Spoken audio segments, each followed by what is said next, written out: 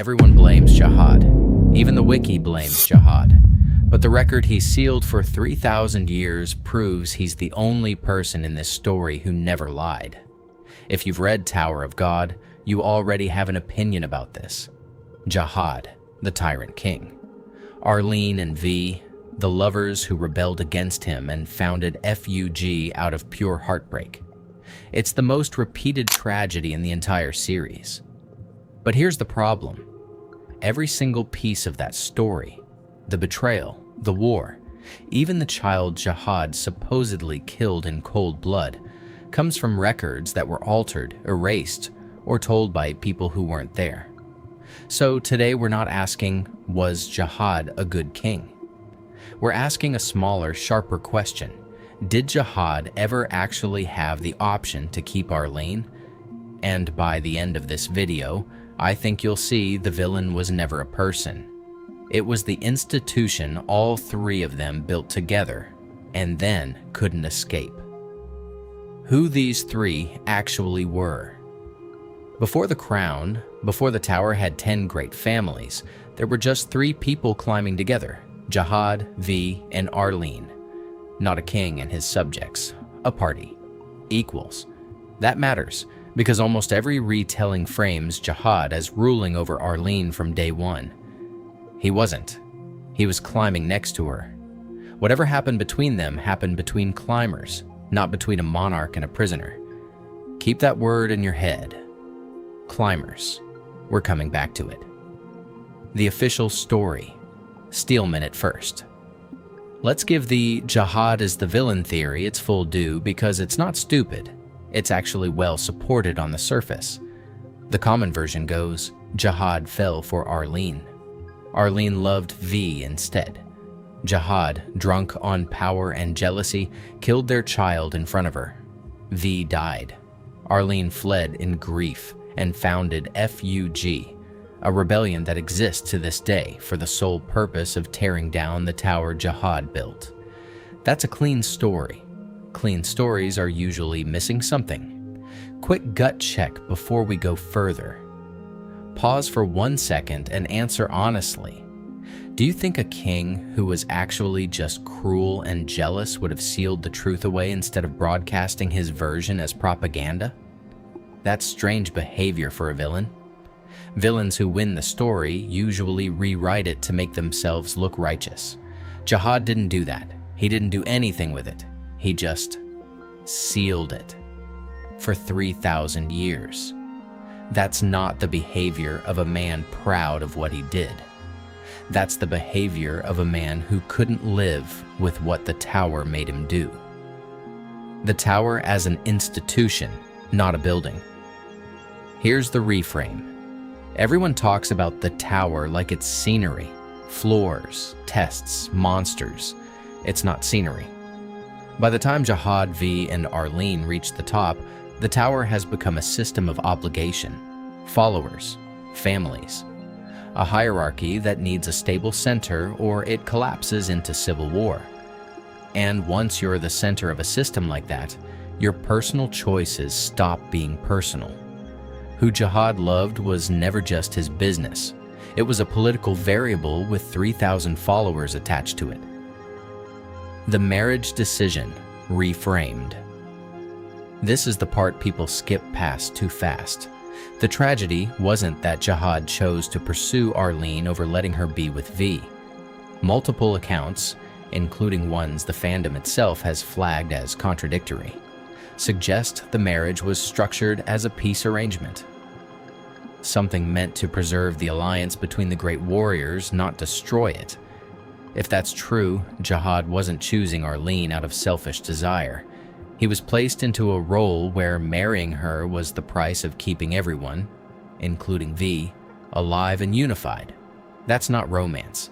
That's statecraft wearing romance's clothes. So why does everyone remember it as obsession instead? Why the fandom remembers it as obsession? Because obsession is a better story. A king twisted by desire is simple. A king trapped by a system he can't step outside of is complicated, and complicated doesn't spread as fast. But complicated is what the actual textual evidence supports. multiple in-universe records, the kind the wiki itself flags as distorted. Hint that Jahad, V, and Arlene may not have even been true enemies during the public conflict.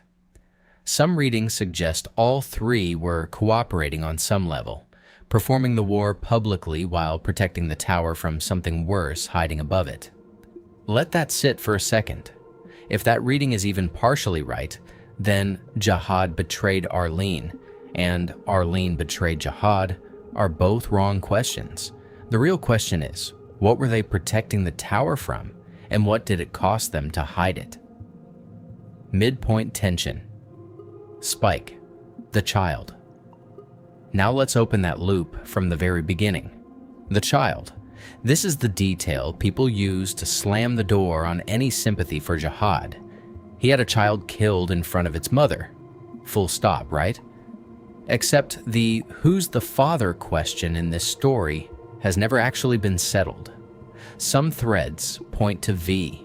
Others, including fan analysis built from hair color, temperament, and later reveals about characters descended from this bloodline, raise the possibility that the child's parentage and therefore the reason for what happened isn't what the public record claims either.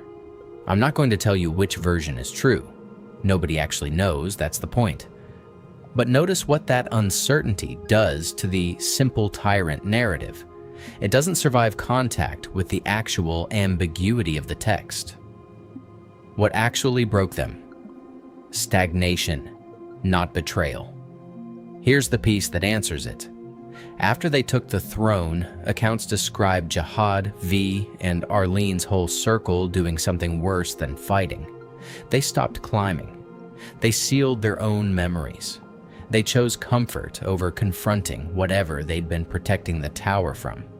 And Arlene, the one multiple sources describe as the most well-liked of the group, reportedly couldn't accept that. She disagreed with the complacency so badly that she helped lead a rebellion against it, not against Jahad's heart, against Jahad's stagnation. That's a completely different tragedy than she left him for someone else. That's a woman watching the people she loved choose comfort over truth and refusing to accept it. The institutional trap. Here's where the title of this video actually earns itself. Jahad, once he was Jahad the Throne instead of Jahad the Climber, could not simply let Arlene go the way an ordinary man could. Letting go meant destabilizing an entire hierarchy that depended on him being untouchable, unified, and singular. The tower doesn't have a mechanism for the king has complicated feelings. It only has a mechanism for loyalty or rebellion. Arlene and V didn't just choose to leave a relationship. They chose to leave the only system that existed for people at that altitude of power. And once they left it, the system itself, not Jahad personally, required that they be treated as a threat. The cost Jahad actually paid. And this is the part that gets erased every time this story gets simplified into evil king sympathetic rebels. Jahad lost everyone. Not metaphorically, literally. His closest allies, the people who saw him climb from nothing, ended up either dead, distanced, or founding an organization dedicated to erasing his legacy.